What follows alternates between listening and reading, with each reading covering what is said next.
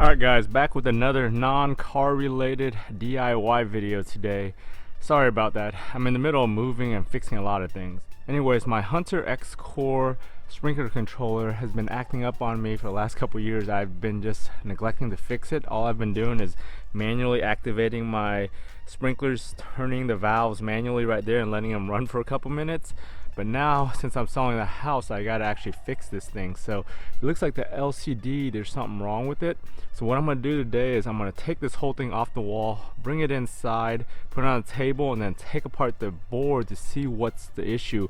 It seems like there's either something wrong with the contacts on the LCD or something wrong with the board. So we'll go investigate what's wrong today.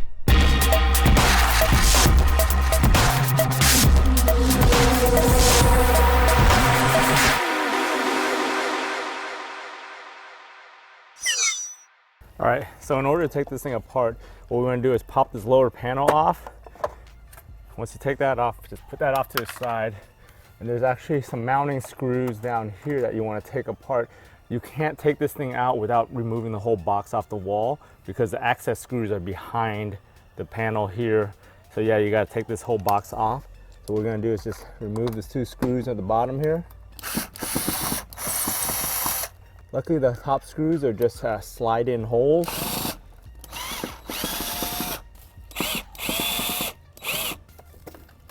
Unplug this thing.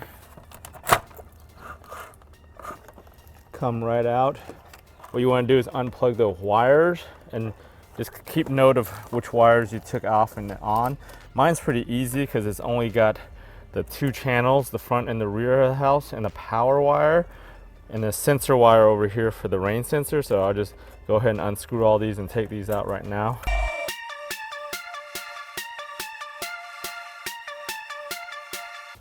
There we have it. We'll go to the bench now.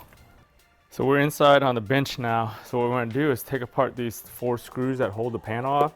So they're pretty deep screws, so you can't use an electric screwdriver on here. You just got to get a regular screw and just unscrew it.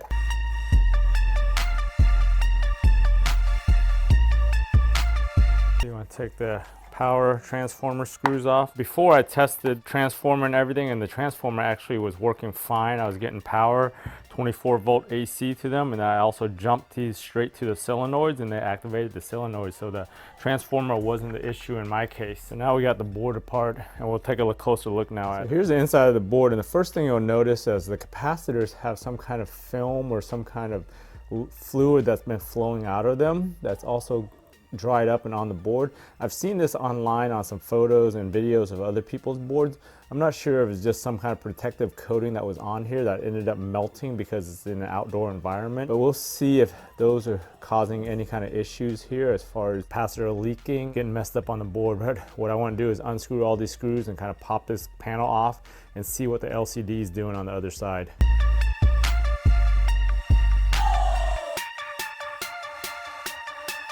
Since the screws are all penetrating right through the board, I have to take apart each one of these screws right here and the blank plates.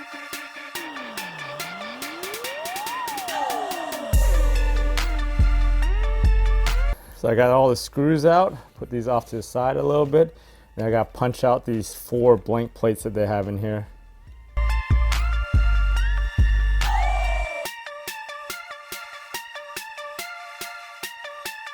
So as we can see on this side, pretty much the capacitors all have the same affliction as the back side. So they've got some kind of film, whether it's a protective film before or something that leaked out of them. It's all over and dried up on here. So I'm gonna check all the contacts on them to make sure they're good.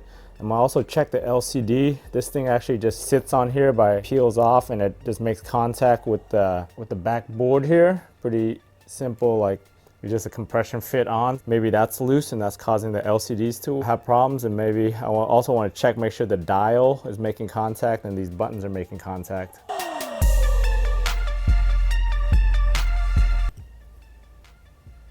Clean up some of these contacts right here. There's like some solder or some bare non-aluminum or non-copper.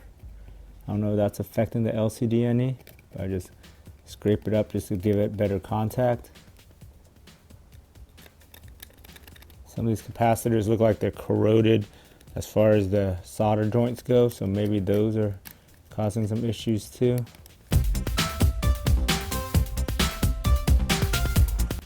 pop off the dial by popping these 2 plastic trims in the back here, the 4 corners, just taking it up.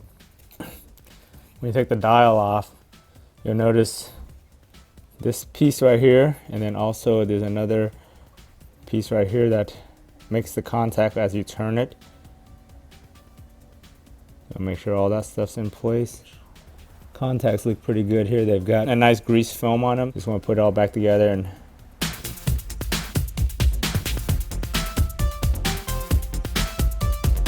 but overall, nothing I can see other than capacitors. So I'm gonna just do all this testing and plug it back up and see if I get anything to register or work. So what I noticed here is that little white piece that fell out right there. It actually broke off of the dial in the middle. So I don't know if that's affecting the contact for some reason. I'm gonna either go try JB weld that or super glue that back on to see if that holds, and maybe that affects some of the contacts.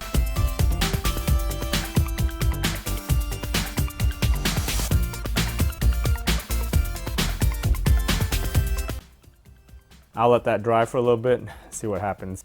So the next thing I'm gonna do is take this LCD, just make sure all the contacts are nice and clean on it. Not sure which side was the top and bottom anymore, but we'll go ahead and put it back in and see what happens. So I'm gonna put it back in here. I think that this was really the alignment for it right here, just putting it inside this box. All right, I think the dial should be dry by now, so I'm gonna pop this back in. It only goes in one way because the way these things pop in and then the nubs. Now we'll plug it in, and I'll put this in, and hopefully I'll plug some power to it. It might work. Plug this in and see if this thing does anything as far as the LCDs go. So I've got the power transformer plugged up. I'm just gonna get it some power now to the actual unit and see what it does. So LCD is still acting up. So what we're gonna do now, I heated up my soldering iron. I'm gonna clean up some of these solder welds around the capacitors to see if that's the issue. I'm gonna clean up this little trace right here for the LCD that has a little bit of solder on it for some reason, and just see how it goes. This thing looks like it had a little bit of water intrusion over the years that's kind of corroded or oxidized some of these solder joints. So I'm gonna just go ahead and any of the suspect ones, I'm gonna go ahead and just hit them with a little bit of solder heat, see if I could loosen up the flux a little bit just to see if it works better.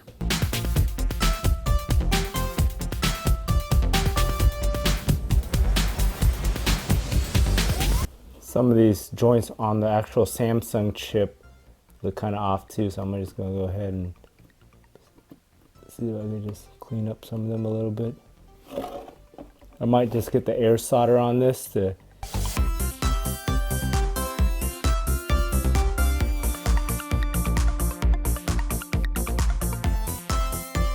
So did everything I could and no luck. So this thing is pretty much a failure. I'm not gonna waste any more time on it. So I'll just go ahead and just order a replacement and install it, and I'll show you guys how to install that. So I ended up getting this Orbit basic 4-zone controller. It was like $41 at Home Depot to replace that one that's not working. It pretty much bolted in the same location. I used that same hanging screw up here, and I just had to drill 2 new ones down here since it's a little bit shorter. You can see the old screws down here.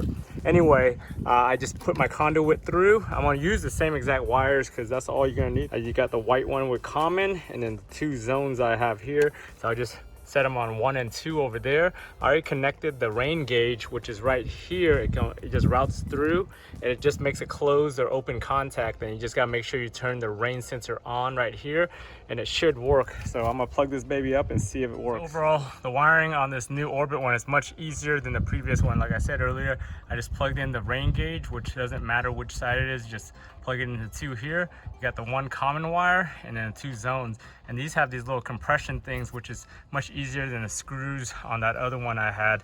And then the power actually goes from the transformer right into the board already, so you don't have to deal with the power. Tuck all your wires away.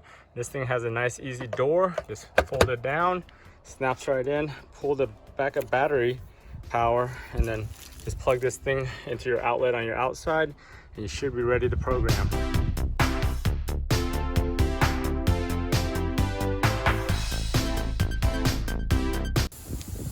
Testing it out, it works perfectly fine. So we got it running, and we got our 2 zones.